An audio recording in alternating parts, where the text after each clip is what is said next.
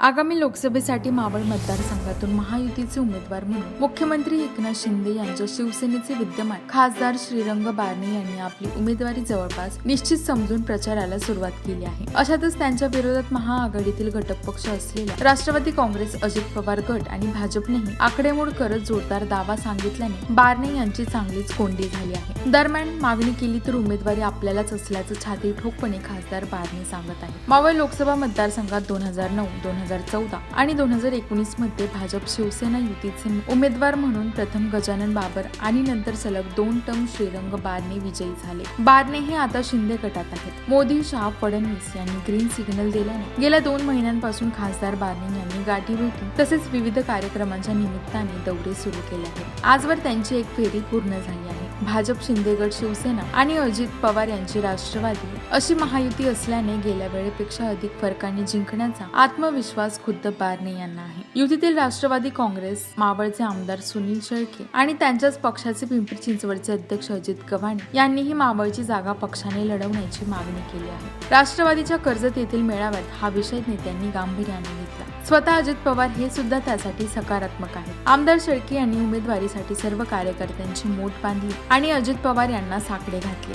6 विधानसभा मतदारसंघांपैकी पिंपरी आणि मावळ हे राष्ट्रवादीकडे, तर चिंचवड, पनवेल आणि उरणमध्ये भाजपचे आमदार आहेत। कर्जतचे माजी आमदार सुरेश लाड हे सुद्धा भाजपमध्ये आले। पिंपरी चिंचवड आणि पनवेल अशा दोन्ही मोठ्या महापालिका तसेच 5 नगरपालिका भाजपच्या ताब्यात होत्या। होणाऱ्या सरासरी 13 लाख मतदारात भाजपची मते 80% असतात। हे सर्व चित्र पाहिल्यावर मावळ लोकसभा मतदारसंघात भाजपचाच उमेदवार पाहिजे असा आग्रह अनेकांनी धरला। महायुतीत सहभागी दोन्ही प्रमुख पक्षांनीच उमेदवारीवर दावा ठोकल्याने बारणे यांचे टेन्शन भलतेच वाढले आहे। मावळ लोकसभा मतदारसंघात भाजपची ताकद शिवसेनेपेक्षा खूप जास्त असल्याने ही जागा पक्षाकडे घेऊन लढवण्याची मागणी या मतदारसंघाच्या कोर कमिटीच्या लोणावळा येथील 23 फेब्रुवारीच्या बैठकीत आक्रमकपणे करण्यात आली। तसेच येथे आयात उमेदवार न देता तो पक्षाचाच असावा असा आग्रह धरण्यात आला। पक्षाच्या किसान मोर्चाचे प्रदेशाध्यक्ष गणेश भिगडे यांनी मतदारसंघात शिवसेनेपेक्षा भाजपची किती आणि कशी ताकद जास्त आहे हे तेथे पक्षाचे आमदार आणि नगरसेवकांच्या संख्या सांगत सप्रमाण दाखवून दिले। दरम्यान राष्ट्रवादी आणि भाजपनेही मावळवर दावा ठोकल्याने बारणेंचे वाढलेले टेन्शन कायम राहिले आहे। मावळचा तिढा हा शिरूर सारखा झाला आहे। तिथे उमेदवार नक्की कोणाला मिळणार याची चुरस आणि उत्कंठा आणखी वाढली आहे। अशीच गत युतीची शिरूरलाही झाली आहे। तेथे आघाडीचा उमेदवार राष्ट्रवादी काँग्रेस, शरदचंद्र पवार पक्षाचे विद्यमान खासदार डॉक्टर अमोल कोल्हे नक्की झाला असून युतीत ही जागा शिवसेना की राष्ट्रवादी कोणी लढवायची यावरून स्पर्धा सुरू आहे। मावळातही आघाडीकडून उद्धव बाळासाहेब ठाकरे, शिवसेनेचा उमेदवार म्हणून माजी महापौर संजोग वाघेरे यांचे नाव जवळपास नक्की झालं असून त्यांनी प्रचारालाही सुरुवात केली आहे। शिवसेनेपेक्षा भाजपची ताकद जास्त असूनही मावळ लोकसभा पक्ष का लढत नाही अशी सुप्त नाराजीची चर्चा पक्षात सुरू असल्याची बातमी सरकार नामाने मावळवरून महायुतीमध्ये रस्ती घेत शेळकेनंतर अजित गव्हाणे सरसावले, बारणेंचे टेन्शन वाढले या हेडिंगने कालच दिली होती। या सुप्त चर्चेने काही तासातच मूळ धरले आणि ती आज आक्रमकपणे व्यक्तही झाली। मावळ पक्षाकडे घेण्याची मागणी भाजपच्या मावळ कोअर कमिटीने केली। त्यातून सरकार नामाची बातमी खरी ठरली।